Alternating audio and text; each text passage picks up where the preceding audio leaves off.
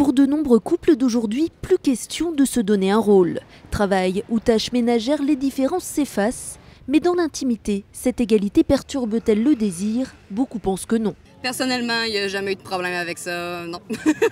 J'ai un salaire convenable et je me sens pas dominateur au niveau sexuel. Pourtant, d'après certains psychiatres, notre libido serait bien influencé par cette évolution des rapports hommes-femmes. Cette égalité, elle se confronte au quotidien avec des siècles d'identification à des rôles beaucoup plus différenciés et beaucoup plus complémentaires.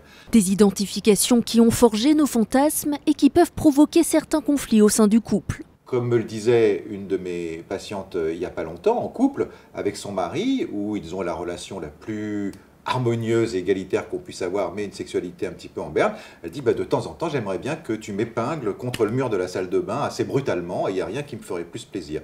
Et il lui dit à ce moment-là, mais chaque fois que j'ai essayé comme ça justement de jouer un petit peu plus à l'homme et au macho, à ce moment-là tu me repousses violemment en disant que c'est pas de ça dont tu as besoin. Et ils ont raison tous les deux. Ce qui devient un conflit relationnel, c'est ces contradictions intérieures à chacun. Des contradictions toutefois très faciles à surmonter selon les spécialistes, en dialoguant avec son partenaire tout en levant les tabous.